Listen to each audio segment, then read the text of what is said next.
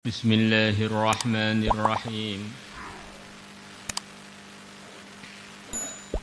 Wa anhu, dan diriwayatkan dari Sayyidina Anas. Sayyidina Anas mengatakan, qala, telah bersabda Rasulullah sallallahu alaihi wasallam, ainani, ada dua mata, la tamassuhuma an-nar, yang tidak akan menyentuh kedua mata tadi an-naru, api neraka. Ainun yang pertama adalah mata, batat yang begadang, yang tidak tidur malam, takla'u, dalam kondisi berhirosah menjaga, fisabilillahi, di jalannya Allah. Ini diantara maksudnya mata tidak terkena api neraka, tidak tersentuh api neraka itu ya orang tersebut selamat dari neraka. Karena mata itu letaknya di badan, letaknya di kepala. Kalau matanya selamat dari api, maknanya pemilik mata juga selamat dari api. Kemudian yang kedua, ini juga salah satu acara tidak tidur malam. Namanya bata itu biasanya artinya begadang waktu malam. Secara umum malam itu Allah jadikan untuk istirahat. Wa ja'alna al-laila libasa wa ja'alna an-nahara ma'asha. Ini sudah jadi aturan kenormalannya penggunaan siang dan malam. Namanya siang itu untuk kehidupan, untuk kerja, untuk belajar, untuk mengajar. Kalau malam itu mayoritasnya adalah digunakan untuk tidur, untuk istirahat. Tidak boleh dibalik. Kalau dibalik nanti badan kita akan tidak mampu untuk beradaptasi. Karena itu tidak sesuai dengan asal penggunaannya. Seperti orang berjalan tuh normalnya pakai kaki, ya enggak? Ada orang mampu berjalan tuh pakai tangan, seperti sirkus itu. Tapi coba berjalan pakai tangan terus setengah kilo, masih mampu. 20 kilo sudah mulai enggak mampu. Jalan pakai tangan mulai Surabaya sampai Jakarta, sudah lepas tangannya. Itu berdasarkan penelitiannya banyak ulama. Orang-orang yang sukses di dunia ini, urusan dunianya atau urusan akhirat, adalah yang cara ngatur waktunya itu normal. Yaitu waktu efektif dia, waktu sibuk dia itu ya harus waktu antara fajar shodiq sampai habisnya siang itu.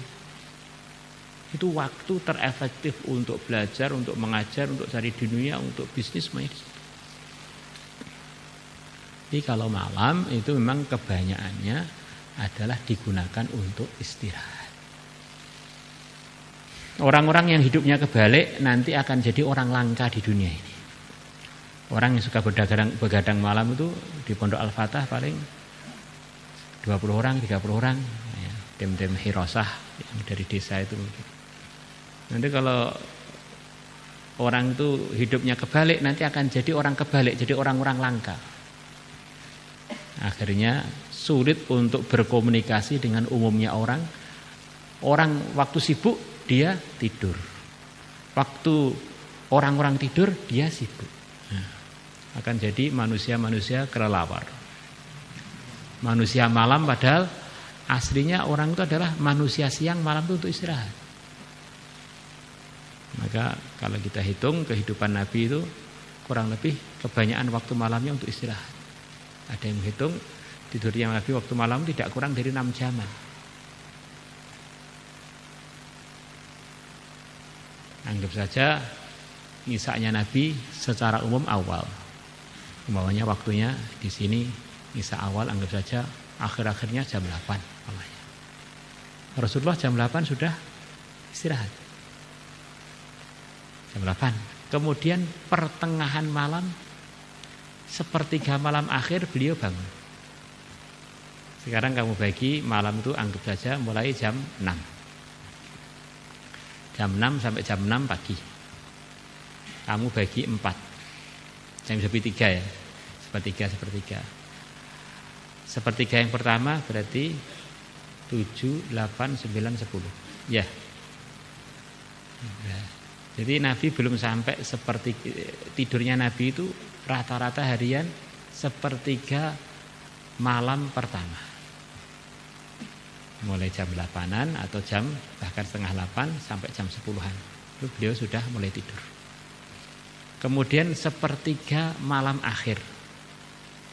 Itu berarti mulai jam 11, 12, 1, 2. Ya. Jam 2 bangun.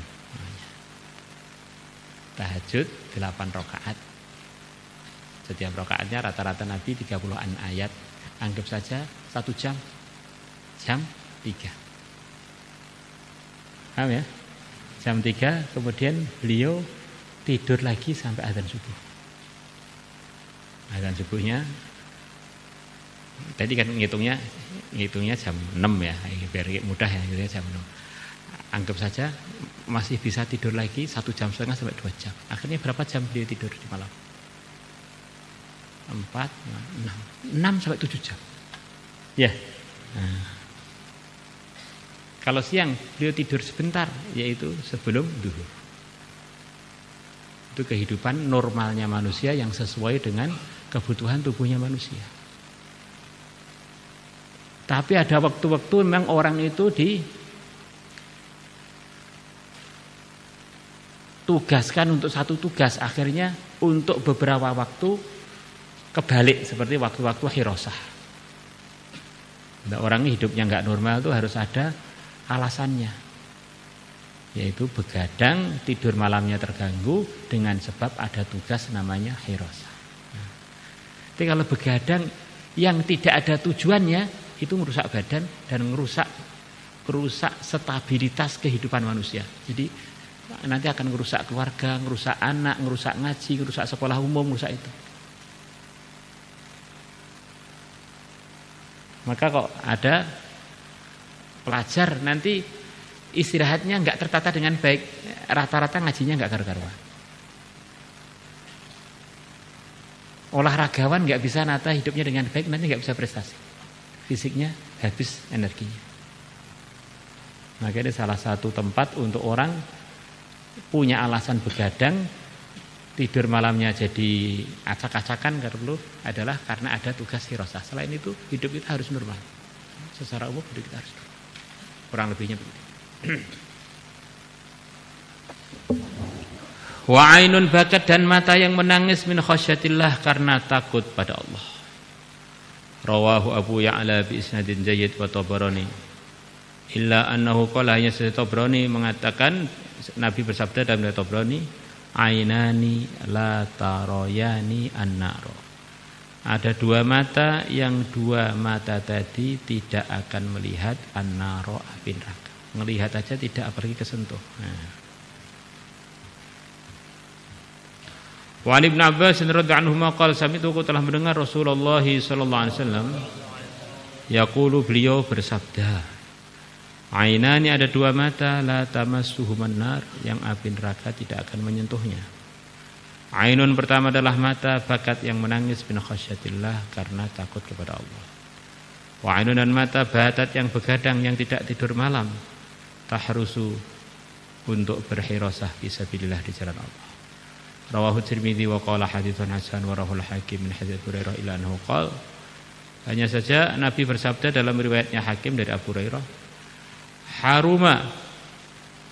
haram ala ainani, atas 2 mata, angtana lahuman nar, api neraka menyentuhnya, menyentuh keduanya. Ainun yang pertama adalah mata bakat yang menangis min khasyatillah karena takut kepada Allah. Wa ainun batat, dan yang kedua adalah mata yang begadang tahrusul Islam, yang menjaga Islam, wa ahlahu, dan pemeluk Islam minal kufri, dari kekufuran. Begadang untuk hirasah, dengan sebab hirasah itu agama Islam terjaga, pemeluk Islam terjaga dari kekufuran. Kok bisa Pak? Apa kaitannya hirasah dengan kekufuran? Zaman dulu tempat hirasah itu ribat, itu tempat itu adalah tempat-tempat pos-pos yang kemungkinan musuh Islam bisa menyerang lewat situ. Maka kalau sampai musuh Islam menyerang negeri Islam, kawasan-kawasannya orang Islam, nanti bisa menyebarkan kekufuran di sana, memaksa orang Islam untuk kufur di sana. Itu kalau dianggap kekufurannya karena pengaruh dari luar. Yang kedua, mungkin orang kafirnya tidak berani masuk ke kawasan orang Islam, tapi orang Islamnya ngeluyur ke kawasan orang yang non Muslim, akhirnya terpengaruh di sana, akhirnya karena kehidupan bebas, akhirnya dia bisa masuk dalam kesesatan bahkan kemurtadan. Ini yang kaitan dengan Islam dan kekufuran. Kalau kita di negeri Islam, pondoknya yang pondok Islam, yang hirasah juga Islam, kampungnya kampung Islam. Hirasah pun begitu pentingnya, dengan sebab pada hirasah orang-orang yang lalai dari luar mau masuk pesantren itu jadi kesulitan. Santri-santri yang mau pengen melalaikan diri juga akan keluar dari pesantren jadi kesulitan. Kecuali kalau hirasahnya ikut-ikut lalai. Nah, kerjasama dengan tim lalai, ya beda lagi. Nah, sepertinya hirasah ternyata untuk meloloskan orang-orang yang pengen lalai, monggo teman sendiri, konsul sendiri, monggo kerso. Nah, monggo mlebunin rokok bareng-bareng. Nah. Jadi hirasah itu walaupun di Madinah oleh Nabi diadakan. Maknanya hirasah untuk menjaga orang Islam di kawasan orang Islam pun yang jauh dari kawasan-kawasan penyerangan orang-orang non-muslim pun diadakan oleh para sahabat. Diadakan atas restu yang mulia Nabi besar Muhammad sallallahu alaihi wasallam.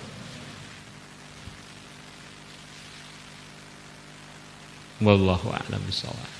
Ini Rabiul Awal, kita akan mengadakan acara Maulid insyaallah pas Rabiul Awal malam apa? Insyaallah kita undang semua santri putra dan santri putri dan orang kampung, muhajirin muhajirat, untuk bareng-bareng muji-muji Allah, bersyukur kepada Allah atas nikmat yang terbesar yang dihadiahkan kepada alam semesta berupa kelahiran yang mulia Nabi besar Muhammad sallallahu alaihi wasallam. Insyaallah. Acaranya nanti kita dominasi dengan baca salawat. Karena ceramah sudah banyak, yang kurang itu baca salawat. Nah, ceramah itu 5 menit, 10 menit, yang lainnya baca salawat, baca berjanji, baca pujian-pujian pada Allah, salawat pada Nabi. Insyaallah isaknya di indoor, insyaallah. Putra dan putri semuanya di Al-Masjid baru, insyaallah.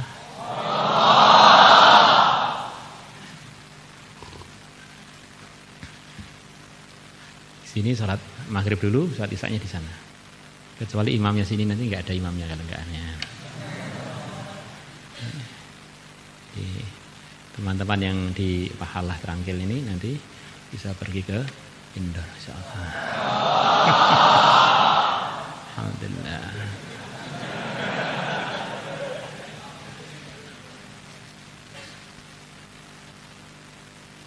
Berapa hari? Senin, Selasa, Rabu, 3 hari lagi insyaallah. مولاي صل وسلم دائما أبدا على حبيبك خير الخلق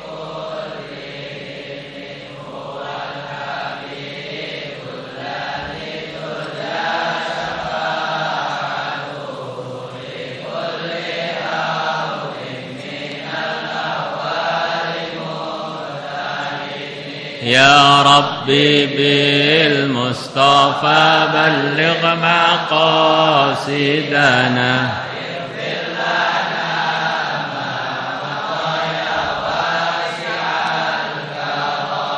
يا أرحم الراحمين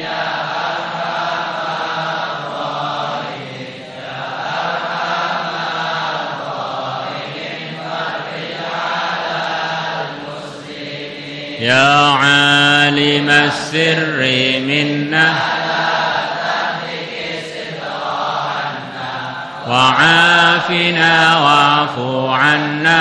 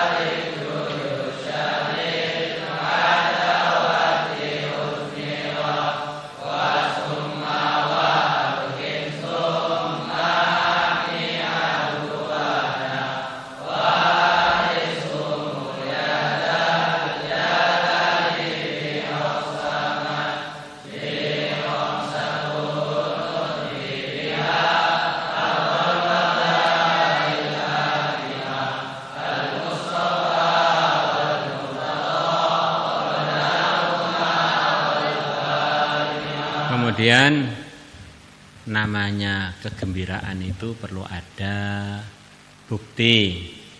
Kita kemarin Muharram pada selamatan. Maka saya harap waktu Rabiul Awal juga santri sekemampuannya walaupun nasi bungkus atau apa selamatan. Insyaallah. Masih ada waktu 3 hari. Nanti selamatan bareng-bareng makan di indoor. Dari pondok juga akan usaha sedikit-sedikit sekemampuannya ada menu tambahan waktu malam Kamis. Ya kalian siapkan sekarang apa? Beli panggang ayam, apa panggang kambing, atau panggang sapi, itu boleh juga ya. Nanti di sana selawatan, lepas selawatan kelihatan antar umat Islam umat Nabi itu makan-makan bergembira. Atau buat minum apa. Insyaallah. Itu zaman kecil saya itu setiap maulidan waktu saya masih MI terus itu. Sampai sekarang kan anak-anak MI atau kalau waktu maulidan bawa nasi bungkus di rumahnya masing-masing terus dimakan bareng-bareng untuk menampakkan saya ini pengen selamatan dengan kelahiran Nabi. Kita pengen dapat pahala, insya Allah ini yang dengar semuanya kan pengen dapat pahala juga. Niat. Kita ini ya pengen ngikram dan pengen diikram. Ya, harus keadilan. I'dilu huwa aqrabu littaqwa. Al-yadul ulya khairun minal yadis sufla. Santri Trangkil, Sunan Giri, Utara, Pusat, Manoserjo, terus mana lagi? Telu, kemudian Joko Tingkir, Taji, putra putri, orang-orang kampung, teman-teman kampung, muhajirin muhajirat, mungkin desa-desa sekitar juga dipersilahkan bareng-bareng salawatan, termasuk jin-jinnya dipersilakan datang. Salatullah